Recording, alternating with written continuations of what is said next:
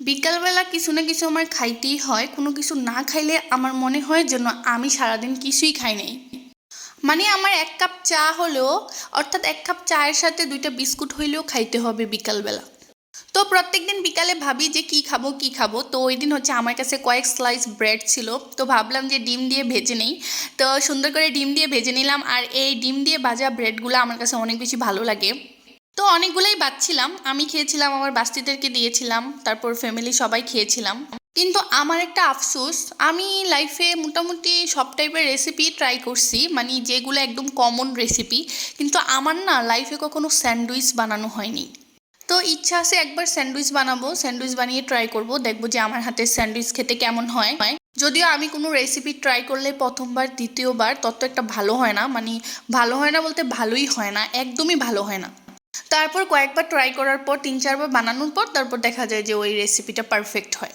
আর এমনিতেও যেহেতু আমি ৬ মাসে ৯ মাসে একবার রান্নাবান্না করি, এই জন্যই হচ্ছে আমার রান্না এত মজা হয় না। তো আমি যদি সবসময় রান্নাবান্না করতাম তাহলে রান্নায় পাকাপোক্ত হয়ে যেতাম এবং রান্নাবান্নাটা মজা হতো আমার। তো যাই হোক, তারপর আমি একটু আইসক্রিম খেয়ে নিলাম ব্রেড খাওয়ার পর, আর এটা হচ্ছে পরের দিন সকালবেলার ভিডিও। তো পরের দিন সকালবেলা আমি তাওয়াতে হচ্ছে একটু রুটি ছেঁকে নিচ্ছি, আর এটা হচ্ছে আমাদের রান্নাঘর থেকে বাহিরের যে দৃশ্যটা সেটা আপনাদের সাথে শেয়ার করে দিচ্ছি। সেখানে শুধু গাছপালা আর গাছপালা, জলাশয়, পানি, কচুরিপানা, যত আজে বাজে জিনিস আছে সব কিছু হচ্ছে এই জানালা দিয়ে দেখা যায়। ও আজেবাজে জিনিস বললে ভুল হবে, এটা তো প্রাকৃতিক জিনিস, এবং প্রাকৃতিক জিনিস কখনো আজেবাজে জিনিস হতে পারে না।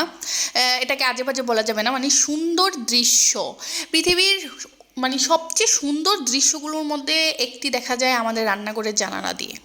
তো যাই হোক, আমি ব্রেকফাস্ট করে নিলাম। ওই দিন ফ্রাইডে ছিল, তো ফ্রাইডেতে আমি ভাবলাম যে সকালবেলা আমার ক্লাস 7-এর স্টুডেন্টকে পড়িয়ে ফেলি, কারণ গত ২ দিন তাকে আমি পড়াই নাই। তো ভাবলাম যে শুক্রবার দিনটাতে সকাল সকাল পড়িয়ে ফেললে দেখা যায় বিকালবেলা আমি একটু অবসর থাকতে পারবো। তারপর আমার বাস্তি এসে আমাকে এটা দিল, দিয়ে বললো ফুপ্পি তুমি এটা খাও। বললাম তোমাকে এটা কে দিয়েছে? বললো দাদু কিনে দিয়েছে। তো সেখান থেকে সে আমাকে একটা দিল।